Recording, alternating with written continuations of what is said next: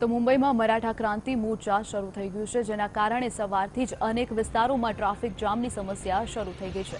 રેલીના કારણે Thane eastern express highway પર સૌથી લાંબો ટ્રાફિક જામ સર્જાયેલો જોવા મળી રહ્યો છે। ત્યારે રાજ્યમાં મરાઠાઓને નોકરીમાં અનામત મળવા, કપોડી બળાત્કારના કાંડના આરોપીને ફાંસીની સત્તા આપવાની માંગ કરવામાં આવી છે। ત્યારે અન્ય માંગોને લઈને રાજ્યભરમાં મરાઠા ક્રાંતિ મોરચાનું આયોજન કરવામાં આવ્યું છે।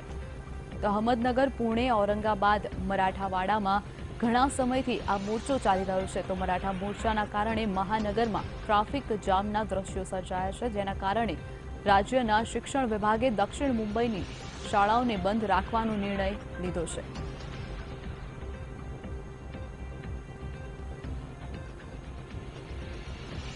તો જે રીતે રાજ્યભરમાં મરાઠા ક્રાંતિ મોરચાનું આયોજન કરવામાં આવ્યું છે, તેમાં આ મોરચાઓ અહેમદનગર, પુણે, ઔરંગાબાદ, મરાઠાવાડમાં અનેક સ્થળો પર પહેલાથી જ ચાલી રહ્યા હતા। મરાઠા મોરચાના કારણે મહાનગર ટ્રાફિકના જામના દ્રશ્યો સર્જાઈ રહ્યા છે। ત્યારે રાજ્યના શિક્ષણ વિભાગે મુંબઈની શાળાઓને બંધ રાખવાનો નિર્ણય લીધો છે।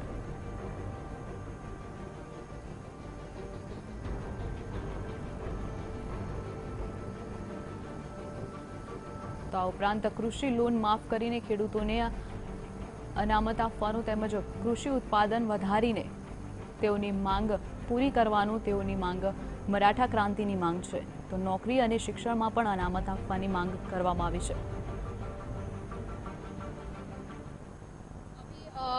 आ रही है मुंबई में। पूरे महाराष्ट्र से मराठा समाज के बांधव यहाँ पर आए हैं और ऑलमोस्ट 350 इयर्स के बाद मराठा समाज जो है वो एक साथ आया है। तो अभी ये जो शक्ति है वो हमें आरक्षण देके ही रहेगी और सरकार को इसके ऊपर ये करना ही। अच्छा माहौल है और इस बार होएगा ही, आरक्षण मिलना ही चाहिए हमको।